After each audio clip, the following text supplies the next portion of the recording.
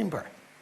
You would if you lost a child who'd been shot by a paramilitary and so on and so forth. Is it ever going to be put right? And it seems to me that two things then come together. The doctrine of the atonement and the doctrine of justice. If Jesus Christ is really God, then on the cross we're being shown a whole lot of things, but one of them in particular is the fact that God hasn't remained distant from human suffering. He's actually become part of it. And that gives me a real window of hope. Atheism knows absolutely nothing of that. And so, therefore, coming back to that key question, is it true or is it not? It now begins to focus, to me, down to very sharp focus on the events of 20 centuries ago. And is that story credible? And then we come to the resurrection of Jesus Christ. And then the new atheists pile in with all their objections to miracles and everything else in the name of science. That sounds like another book, John. Do you think that's a good idea? Another book.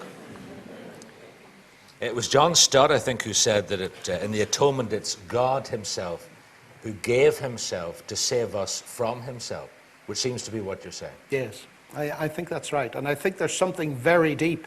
It is, of course, a mystery. And I'm not embarrassed by that in the slightest. I mean, after all, my atheist scientific friends and my non-atheist physicist friends, they don't know what energy is. Energy is simple stuff compared to the atonement. And if they can't explain what energy is, we oughtn't to be embarrassed that the deepest thing in the whole of God's universe, how we can have a firm basis for peace and a relationship with him if we don't understand all the mechanics of it. Why should we believe it? Not because we understand it all, we understand some of it, but because it makes sense and because there's evidence for it. Thank you. Ladies and gentlemen, please thank Dr. John Lennox.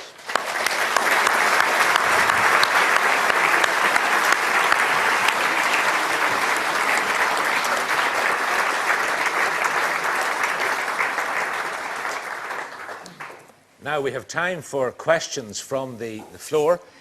The way we propose to do this is that we want the questions to be focused, please, on the topic that we were discussing this evening, rather than the many other things that doubtless you're interested to speak to John about. So on the topic of the new atheism, I'd like to gather up a series of questions which John will then take. So we'll not take one at a time, we'll take a handful of questions which John will then address. Well, let's have a go at these, and Stephen, you feel quite happy to join in with your reflections on them as well. The first question was simply, who is defending? Well, I think lots of people are defending at different levels. Alistair McGrath, a colleague and friend at Oxford, has done a lot of the being prepared to put his head above the parapet and be counted all around the place. But there are, of course, other people who are debating these things in North America. There are some very eminent philosophers like Alvin Plantinga, eminent theologians like Don Carson, and so on and so forth. So there are people doing it. I think that if I might just speak to the Christians among us for a moment, that it's incumbent upon all of us not to be silent.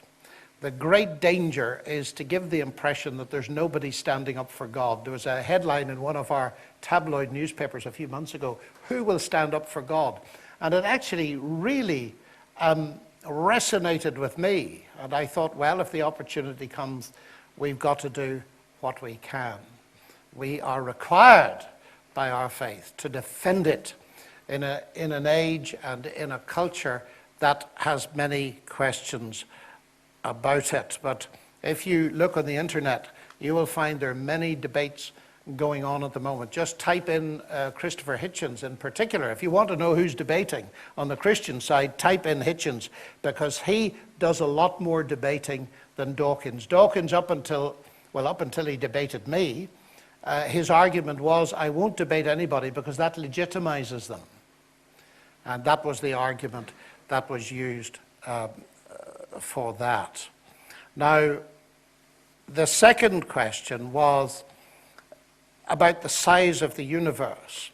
And I am an amateur astronomer. I've got a telescope, and there's nothing I like more than to get out into the back garden and to look through it at the Ring Nebula or Andromeda Galaxy and think of just the hundreds of billions of stars. And of course, the immediate reaction is to say how tiny human beings are. And they are on a linear scale. On a logarithmic scale, those of you who are interested in mathematics, human beings come almost exactly between the size of a galaxy and the size of an atom. That's a different story. Perhaps that doesn't appeal to any of you. But it's a serious question. And it raises a number of issues. One is size the measure of value? Well, ask any woman whether she'd rather have a huge rock or a tiny little diamond. And you'll see whether size in itself is a criterion of value. But there are far more interesting scientific things there. You see, we are told that we're made of carbon. Well, where does the carbon come from?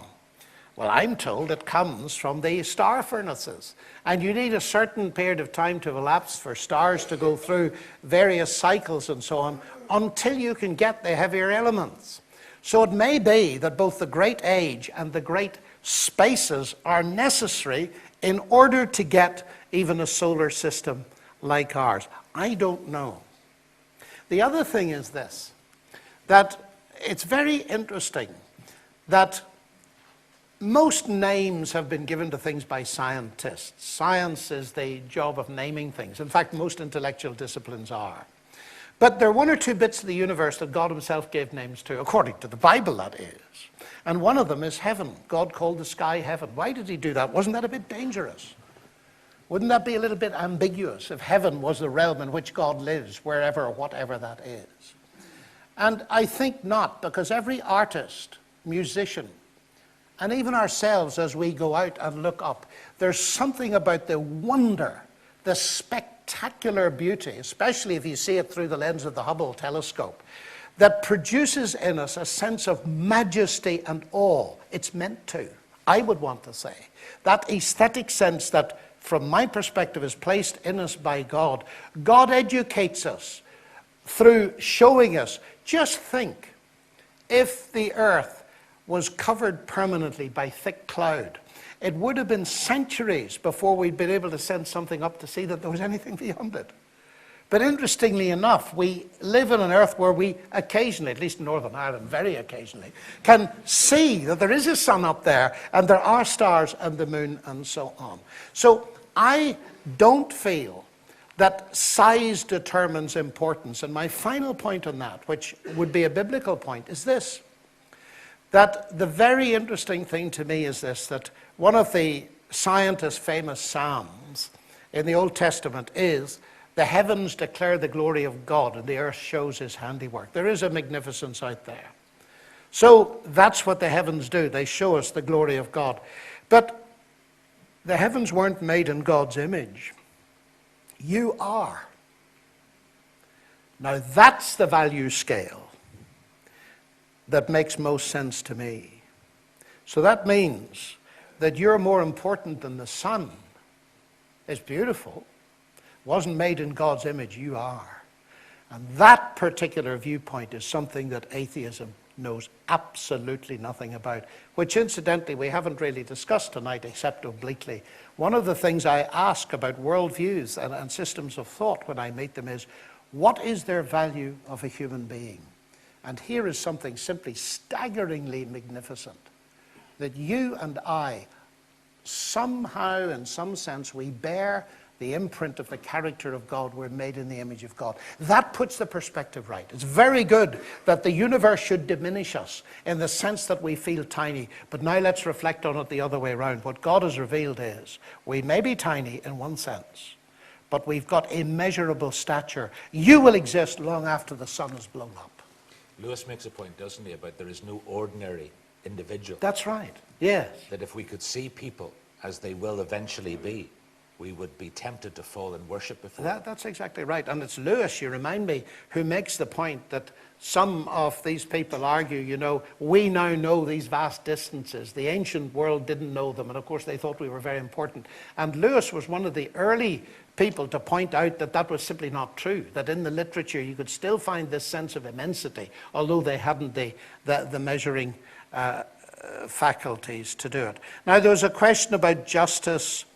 How would you explain to a Jewish family about an SS officer becoming a Christian? I'm always slightly wary of examples. I don't know whether that's a real life example. If it actually is, I'd like to know about it. I've had many times to sit with Jewish families and try to talk to them about Auschwitz in itself. And I think this kind of an area is so searingly painful that explanations can only be given bit by bit. It's one thing to have an intellectual solution, you may think, to the problem of suffering when you're not going through it. It's another thing entirely to be going through it. And that searing pain, and I have met it many times. So I would first of all not want to talk about the specific of that man becoming a Christian and can you forgive him. It may take years and years for people to overcome the hurt, to reach out in forgiveness where there is repentance.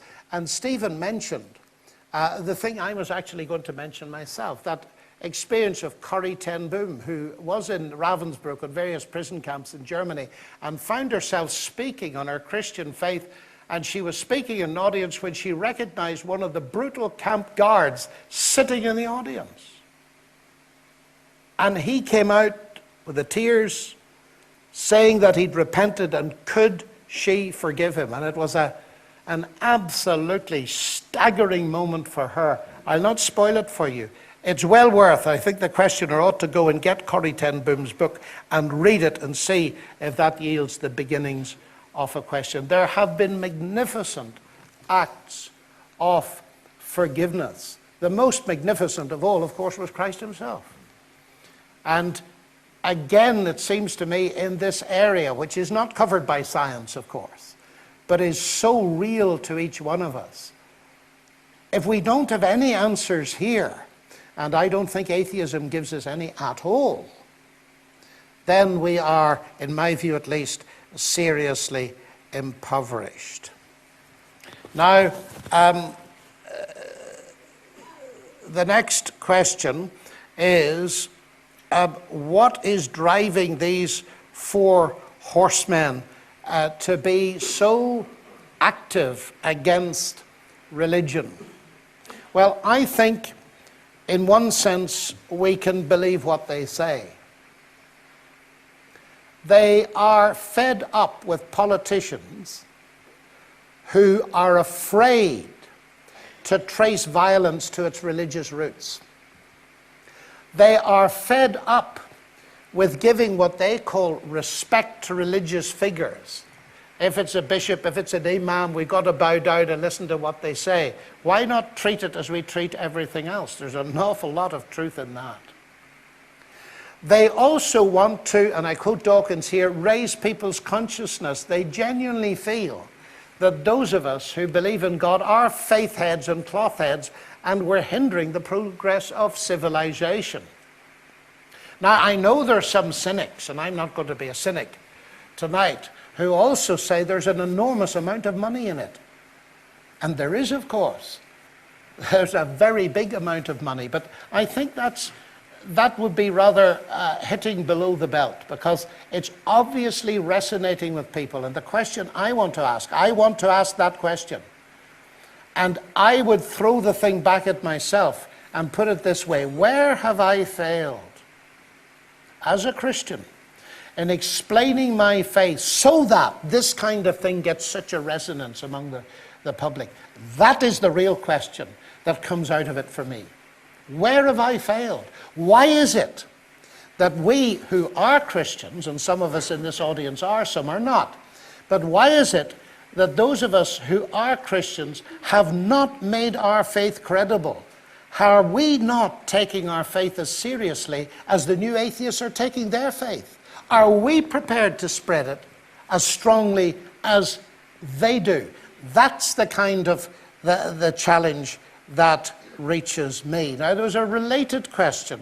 This business of human rights. How do the new atheists explain the drive for human rights. Well, I'm not sure that I don't know whether you have read much about the new atheists trying to explain the drive for human rights.